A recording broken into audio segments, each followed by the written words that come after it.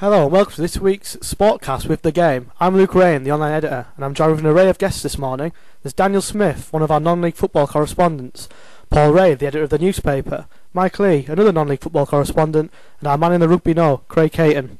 Craig, I'll start with you. Preston Grasshoppers in action this weekend against league leaders Nuneaton. How did it go? Well, it was a disappointing loss, to be honest, for Preston Grasshoppers, losing 50-24 to the league leaders. To be fair, there was good play throughout the game, especially from Jackson once again, contributing to all but one try.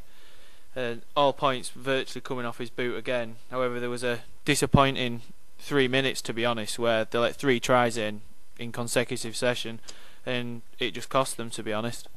Right, who were the star performers for Grasshoppers, even in defeat? Was there anyone to pick out? Yeah, as mentioned earlier, Jackson in particular was the one to pick out. I mean, there was obviously 3 incidents of fighting throughout the match in which Captain Glyn Dewhurst was yellow carded, which obviously put a dampener on it, but Jackson was definitely in particular the one that shone out. I mean, he even managed to contribute towards Balshaw's try in the first half.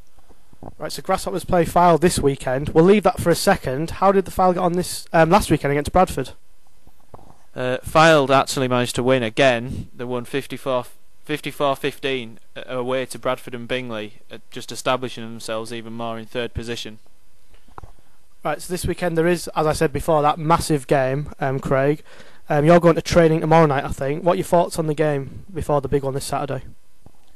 Looking ahead to it, I think Fylde are obviously going to come out on top of this. They're playing very well at the minute, very strong in particular. Preston Grasshoppers, quite admittedly, have not got very much to play for this season, so it could make it a bit more exciting. Obviously Preston Grasshoppers have got bad indiscipline at the minute with once again another yellow card, so that could spice the game up a bit more, but I can definitely see Fylde coming out on top. Right, thanks, Craig. We'll move on to football now. Obviously no Preston game because of international weekend. Instead, we have to look towards Chorley and Bamber Bridge for our football inspiration this week on the Sportcast. We'll start with Chorley because they're the more successful of the two. Daniel Smith, how did they get on? They're up against Rosendale United, who are second from bottom in the Unibond North. They won 3-2, and it was a rather eventful game. Adam Farrell was on form for Chorley. He scored 2 of their goals, and throughout the game, Chorley never actually led. However, they came from behind on 2 occasions, and with only a minute to go, Farrell popped up to secure another exciting win for the Magpies. So Farrell obviously man of the match then, I take it. Anything to look forward to for Chorley this week? Just more preparation for next weekend's game, just like get the training in, and yeah, they've got a lot of youngsters, so I think manager Tony Hesketh is planning on playing some younger players at next weekend's game, so I think it's looking up for Chorley. Right, thanks, Dan. We'll move over to Bamber Bridge now. Big news coming out of the club last week was they had actually appointed a new manager, Tony Greenwood. His first game was against Salford City away. They were bottom of the league before the game started. Mike Lee, how did it go? Well, Tony Greenwood in his first sort of test at the helm, he wasn't impressed at all in the first half with his players. He's sketchy whether a few of them actually stay for the rest of the season, but the game itself, they weren't that impressive in the first half. It was a bit more impressive in the second half when they picked it up. They started creating chances. This influential Stephen Brown, he got more on the ball and made a few openings, but unfortunately it was just a 1-0 defeat that they could do nothing about. So former assistant boss Neil Crowe, who took the managerial job on a caretaker basis, is now reverted back to an assistant role.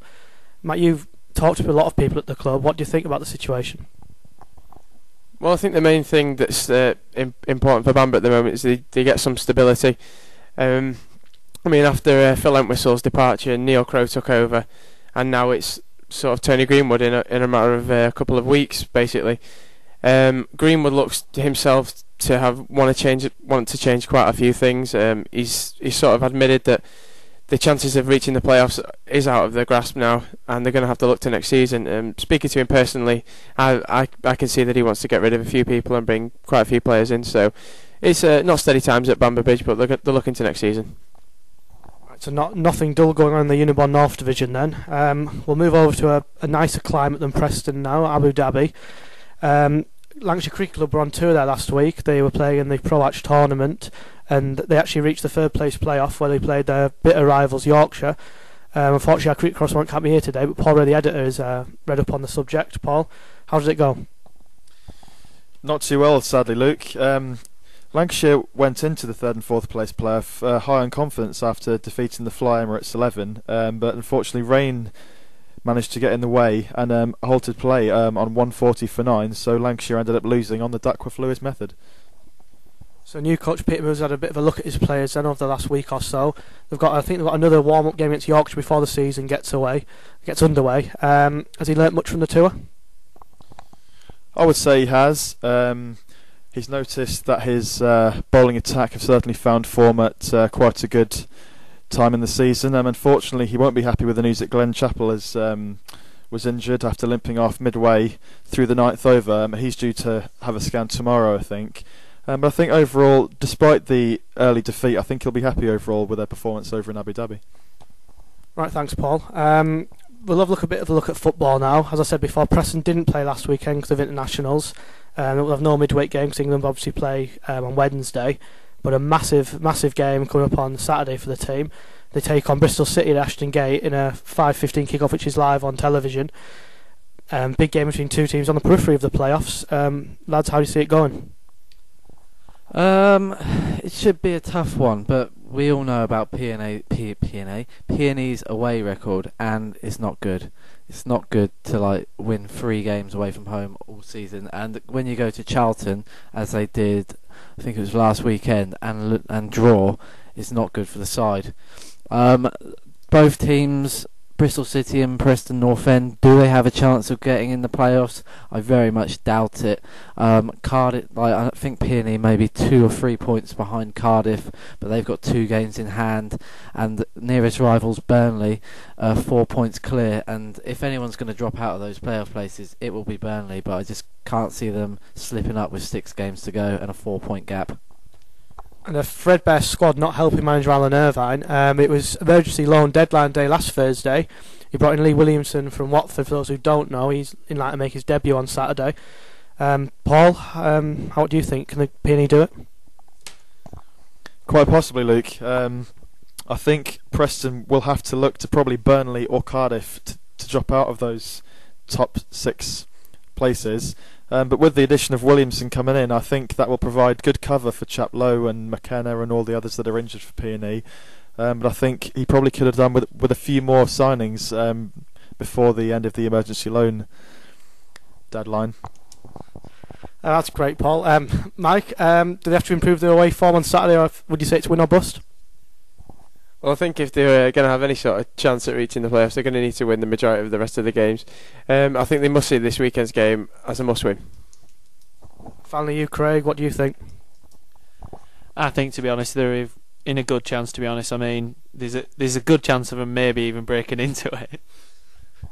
That's great, Craig. Thanks. That's about it for this week, I think. Join us next week. We'll have reaction to that Bristol City game. A lot of talk about the massive Files against Grasshoppers game, which is sure to get people talking on the game. We also have more cricket news. Non-league football's going on, obviously. Join us again. Thanks a lot. Bye.